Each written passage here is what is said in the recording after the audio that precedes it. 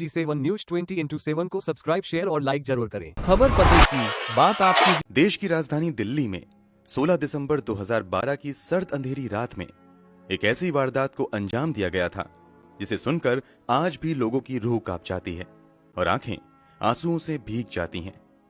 एक चलती बस में 23 साल की मासूम सी लड़की के साथ 6 हैवानों ने दरिंदगी की सारी हदें पार कर दी थी। हम निर्भया केस की बात कर रहे हैं। संभव है कि आपने भी अब तक निर्भया केस के बारे में बहुत कुछ पढ़ा और सुना होगा, लेकिन हम आपको इस केस की कुछ ऐसी बारीकियां बताएंगे जिनके बारे में शायद आपने अब तक नहीं सुना होगा। इसके अलावा हम आपको यह भी बताएंगे कि निर्भया का जिंदा छोड़ा गया दरिंदा आखिर कहां और किस हालत में है। हम आपको निर्भया के एकमात्र जिंदा बचे नाबालिग दरिंदे को 10,000 रुपए और सिलाई मशीन देने के पीछे की भी पूरी कहानी बताएंगे। तो वीडियो में अंत तक जरूर बने रहिए। ध्यान दीजिए कि हमारा मकसद केवल व्यूज और लाइक्स हासिल करना नहीं है, बल्कि आपको सही और निष्पक्ष जानकारी देना है। तो चलिए बिना किसी देरी के वीडियो शुरू करते हैं। इस कहानी की निर्भया का जन्म 10 मई 1990 को दिल्ली में हुआ था।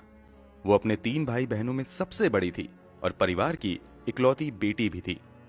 निर्भया के माता पिता ने बेटे बेटियों में बिना कोई भेदभाव किए निर्भया को भी अच्छी शिक्षा दी थी और निर्भया को भी बराबरी का मौका दिया था। निर्भया बचपन से ही पढ़ाई में काफी तेज थी और वो हमेशा अपने परिवार वालों की उम्मीदों पर खरे उतरते हुए आगे बढ़ना जारी रखती है। आगे की पढ़ाई करते हुए वो मेडिकल फील्ड में आने का फैसला करती है और फिजियोथेरेपी कोर्स में एडमिशन लेते हुए काफी अच्छे मार्क्स के साथ फिजियोथेरेपी की डिग्री भी हासिल कर लेती है। जब ये घटना घटी थी तब निर्भया फिजियोथेरेपी की ही इंटर्नशिप कर रही थी। बात 16 दिसंबर 2012 की है। दिन रविवार था। छुट्टी का दिन होने की वजह से निर्भया अपने एक दोस्त अवनिंद्र प्रताप पांडे के साथ फिल्म देखने जाने का प्लान बनाती हैं। अवनिंद्र प्रताप पांडे पेशे से सॉफ्टवेयर इंजीनियर हैं और वो उत्तर प्रदेश के गोरखपुर के रहने वाले हैं। उन दिनों सिनेमा घरों में आमिर खान की फिल्म तलाश लगी हुई थी। फिल्म की काफी चर्चा थी, इसलिए निर्भया अपने दोस्त के साथ तलाश फिल्म देखने का प्लान बनाती हैं और ये दोनों पब्लिक ट्रांसपोर्ट से फिल्म देखने के लिए PVR select city walk Saket चले जाते हैं। जब ये लोग सिनेमा हॉल तक आते हैं तो वहां काफी भीड़ होती है और इन्हें फिल्म का टिकट नहीं मिल पाता है। इसलिए ये दोनों तलाश फिल्म देखने की बजाय लाइफ ऑफ पाई नाम की फिल्म देखने का फैसला करते हैं। इवनिंग शो में लाइफ ऑफ पाई देखने के बाद निर्भया और पांडे अपने अपने घर जाने के लिए ऑटो का इंतजार करने लगते हैं। वैसे तो रात बहुत ज्यादा नहीं हो रही थी, फिर भी ठंड ज्यादा होने की वजह से ऑटो बहुत कम आ रहे थे और जो जा भी रहे थे वो मीटर की बजाय मुंह मांगी कीमत पर जाने की बात कर रहे थे। कुछ देर की जद्दोजहद के बाद एक ऑटो वाला मिलता है जो इन्हें लेकर चलने को तैयार हो जाता है, मगर वो इन दोनों को मुनेरका बस स्टैंड तक ही लाने के लिए राजी होता है। ये दोनों सोचते हैं कि मुनेरका से बस लेकर द्वारका तक चले जाएंगे, इसलिए ये दोनों ऑटो से चलकर मुनेरका बस स्टैंड तक आ जाते हैं। मुनेरका बस स्टैंड आने के बाद ये दोनों थोड़ी देर इंतजार करते रहते हैं, मगर इन्हें अपने डेस्टिनेशन तक जाने के लिए सही सवारी नहीं मिलती है। हालांकि जब रात के लगभग 9:30 बज रहे होते हैं तभी एक सफेद कलर की काले शीशे वाली बस वहां से गुजरती है। बस के गेट से एक लड़का चिल्लाते हुए इन लोगों से पूछता है कि कहां जाना है। जवाब में निर्भया का दोस्त कहता है द्वारका। बस वाला कहता है कि हम भी वहीं जा रहे हैं। इसके बाद निर्भया अपने दोस्त के साथ इसी बस में बैठ जाती है। जब निर्भया और उसके दोस्त बस के अंदर जाते हैं तो देखते हैं कि बस के अंदर 3 और सवारी है, इसलिए ये दोनों भी निश्चिंत होकर बस में ही बैठ जाते हैं। बस के अंदर मौजूद एक लड़का इन दोनों से मुनेरका से द्वारका तक जाने के लिए किराए के तौर पर 10-10 रुपए भी ले लेता है। हालांकि जब ये दोनों टिकट मांगते हैं तो वो बदतमीजी करने लगता है। बस वालों द्वारा टिकट ना देना उन दिनों कोई नई बात नहीं थी, इसलिए दोनों खामोश होकर बस के अंदर ही बैठ जाते हैं और अपनी मंजिल पर पहुंचने का इंतजार करने लगते हैं। मगर किसे मालूम था कि उनका इंतजार बस इंतजार बनकर ही रह जाएगा। कुछ देर तक तो बस अपने रास्ते पर आगे बढ़ती रहती है, मगर थोड़ी देर के बाद ड्राइवर बस को निर्धारित रूट से हटाकर दूसरे रास्ते पर मोड़ देता है। इस बात का अंदाजा होते ही निर्भया का दोस्त तुरंत बस के अंदर मौजूद लोगों से इस पर सवाल करना शुरू कर देता है। इस सवाल का सही ढंग से जवाब देने की बजाय बस का दूसरा स्टाफ निर्भया के दोस्त के साथ ही बदतमीजी करने लगता है और उससे पूछने लगता है कि तुम दोनों आखिर कौन हो और इतनी रात में अकेले क्या कर रहे थे। जब निर्भया और उसके दोस्त बस के अंदर गए थे, तब इन लोगों ने देखा था कि 3 बस स्टाफ के अलावा 3 लोग पैसेंजर सीट पर बैठे हुए थे। उन्हें लगता है कि वो तीनों पैसेंजर ही हैं, मगर थोड़ी ही देर बाद साफ हो जाता है कि वो तीनों पैसेंजर नहीं बल्कि बस स्टाफ के ही साथी हैं। अब ये सभी 6 लोग मिलकर निर्भया के दोस्त के साथ बदतमीजी करने लगते हैं और उसे उकसाना शुरू कर देते हैं। जब निर्भया का दोस्त जवाब देने लगता है तो इस पर बस के अंदर मौजूद भी सभी उसके साथ हाथापाई करने लगते हैं और उसे मारना शुरू कर देते हैं। पहले तो वो निर्भया के दोस्त को लात घूंसों से मारते हैं और फिर इसी लड़ाई के दौरान एक लड़का बस के अंदर इस्तेमाल होने वाली एक बड़ी सी लोहे की रॉड निकालता है और उसके सर पर दे मारता है। इस कारण निर्भया का दोस्त वहीं पर बेहोश होकर गिर जाता है। अब आगे निर्भया के साथ रूह कपा देने वाली दरिंदगी का सिलसिला शुरू होता है। निर्भया के दोस्त को मारने पीटने के बाद जब ये लोग देखते हैं कि वो लड़का बेहोश हो गया है, तो अब ये सभी निर्भया को खींचते हुए बस की पिछली सीट पर ले जाते हैं। अब यहां जो कुछ भी निर्भया के साथ होता है उसे हम शब्दों में भी बयां नहीं कर सकते हैं। बस चलती रहती है और निर्भया के साथ दरिंदगी अंजाम दी जाती रहती है। ये सिलसिला 2-2.5 घंटे तक चलता रहता है। इस दौरान बस के बगल से कई बार पुलिस की गाड़ी भी गुजरती है। बस खुद भी कई थानों के बगल से गुजरती है, मगर कोई भी इस बस को रोकता नहीं है और बारी बारी से बस के अंदर मौजूद सभी 6 दरिंदे निर्भया के शरीर को नोचते रहते हैं। चूंकि निर्भया का दोस्त सर पर हुए लोहे की रॉड की वार की वजह से बेहोश हो गया था, इसलिए वो निर्भया की मदद करने की स्थिति में नहीं था। 6 लोगों के साथ लड़ना अकेले निर्भया के लिए संभव नहीं था। फिर भी निर्भया अपनी पूरी हिम्मत लगाते हुए उन दरिंदों के साथ लड़ती है और बाद में हुए खुलासे के मुताबिक 3 में से 6 दरिंदों पर वो कई वार करती है और कईयों को वो काट कर बचने की भी कोशिश करती है, मगर अफसोस ऐसा हो नहीं पाता है। जब उन सभी दरिंदों का मन भर जाता है तो ये सभी मिलकर निर्भया को बस से बाहर फेंक कर उसे कुचलते हुए एक्सीडेंट का रूप देने का प्लान बनाते हैं। मगर उससे पहले ये लोग मिलकर तय करते हैं कि निर्भया का दोस्त भी मर जाना चाहिए। इसलिए एक बार फिर से निर्भया के दोस्त के सर पर दोबारा लोहे की रॉड से वार किया जाता है और फिर दोनों को चलती बस से ही फेंक दिया जाता है। बस से फेंकने से पहले इन दोनों के कपड़े भी वो दरिंदे उतार लेते हैं और इनके पास मौजूद मोबाइल समेत दूसरे सभी सामान लूट लेते हैं। अभी रात के लगभग 11 बज रहे थे। बस के अंदर मौजूद दरिंदों ने निर्भया के दोस्त की जान लेने की पूरी कोशिश की थी, मगर वो उसकी जान नहीं ले पाते हैं। इस कारण बस से फेंके जाने के बाद निर्भया का वही दोस्त कुछ होश में आने के बाद लोगों से मदद की गुहार लगाने लगता है, मगर काफी लोग उसे नजरअंदाज करके निकल जाते हैं। हालांकि एक अनजान व्यक्ति इन दोनों को बुरी हालत में देखकर पुलिस को फोन करता है और थोड़ी ही देर बाद पुलिस की एक टीम भी वहां पर पहुंच जाती है और तुरंत दोनों को सफदरगंज अस्पताल में भर्ती करवाया जाता है। निर्भया के साथ कितनी बर्बरता की गई थी, इसका अंदाजा आप इस बात से लगा सकते हैं कि निर्भया की आंत बाहर निकल चुकी थी, बेतहाशा ब्लीडिंग हो रही थी, पूरा शरीर चूर चूर हो चुका था और उसके शरीर के अंदर लोहे की रॉड डाली गई थी। निर्भया की स्थिति को देखते हुए तत्काल ही इलाज शुरू कर दिया जाता है। हालत इतनी ज्यादा गंभीर हो चुकी थी कि तुरंत ही उन्हें वेंटिलेटर सपोर्ट की जरूरत पड़ती है। कुछ ही घंटे बाद निर्भया के साथ हुई दरिंदगी की खबर मीडिया के जरिए देश दुनिया में भी फैलनी शुरू हो जाती है और जब लोग निर्भया के साथ हुई बर्बरता की कहानी सुनते हैं तो लोग गुस्से से भर जाते हैं। लोग प्रशासन और सरकार के खिलाफ सड़कों पर उतरकर विरोध प्रदर्शन करना शुरू कर देते हैं। साथ ही साथ लोग जल्द से जल्द अपराधियों की गिरफ्तारी की भी मांग करने लगते हैं। देखते ही देखते ये विरोध प्रदर्शन आंदोलन का रूप ले लेता है और देश भर में निर्भया के समर्थन में प्रदर्शन होने शुरू हो जाते हैं। लोग देश भर में निर्भया के लिए दुआ करना भी शुरू कर देते हैं, मगर निर्भया की हालत अस्पताल में दिन प्रतिदिन बिगड़ती चली जाती है। यहां तक कि 16 दिसंबर 2012 से लेकर 19 दिसंबर 2012 के बीच निर्भया की एक के बाद एक 5 सर्जरी करनी पड़ती हैं।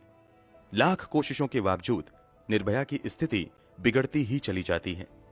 इस कारण 21 दिसंबर को भारत सरकार की ओर से देश के टॉप मोस्ट डॉक्टर की एक कमेटी बनाई जाती है और सरकारी खर्चे पर निर्भया को बेस्ट मेडिकल ट्रीटमेंट देने को कहा जाता है। इसके बावजूद निर्भया की स्थिति नहीं संभलती है, बल्कि उसके शरीर का तापमान बढ़कर 102 से 103 डिग्री फ़ारेनहाइट तक चला जाता है। यहां तक कि इन्फेक्शन भी बुरी तरीके से बढ़ जाता है।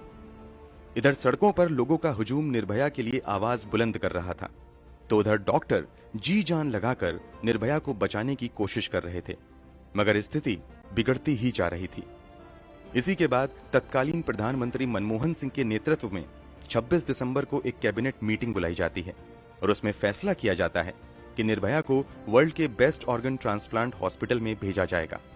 इसी के बाद निर्भया को सिंगापुर के माउंट एलिजाबेथ हॉस्पिटल में एयरलिफ्ट करके भेजने की तैयारी शुरू हो जाती है।